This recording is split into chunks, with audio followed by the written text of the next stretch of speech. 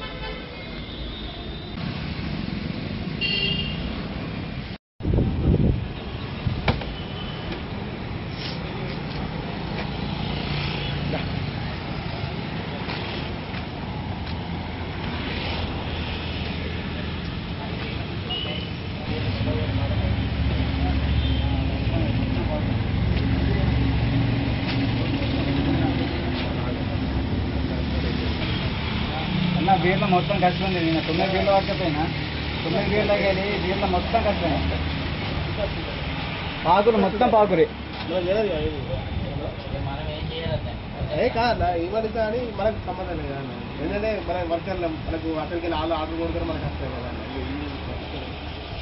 ఎట్లుందంట వీడు మొత్తం వేరే వేరే సార్ కంపెనీ ఫోన్ చేయమని చేస్తారు. ఏందో మొత్తం నేను వర్కర్ అదే అన్న ఫోన్ చేసి కంపెనీ వాళ్ళకు నైట్ నెంబర్ వేరే ఏమైనా అట్లనే ఉన్నాయా మనకు మంచిగా ఉన్నా అట్లా మిస్టేక్ ఉన్నాయి కదా. ఏదో ఒక బీర్ అట్లా వస్తుంది.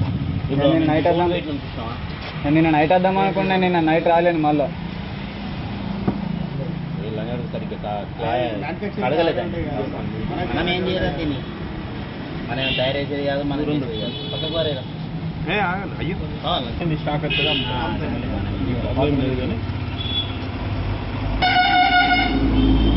బీర్ అంటే ఏదనుకోవచ్చు మొత్తం ఈ పాకురు చెప్తాం మేము కంపెనీకి మహేష్ వస్తాడు పబ్లిక్ వచ్చి గొడవ పెట్టుకున్నా మేము చెప్తామన్నా. ఎందుకంటే మనకు తెలియదు కదా.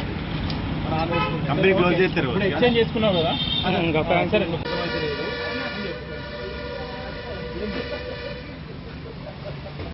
జగిత్యాలు ఉంటున్నా. గత 15 రోజుల నుంచి నేను బీర్ తాగలేను. శ్రవణం ఒక పొద్దులని వాచింగ్తో శ్రవణం అయిపోయిందని నిన్న ఫ్రెండ్స్తో కలిసి బయటికి బంచ్ కడికి వచ్చినాం.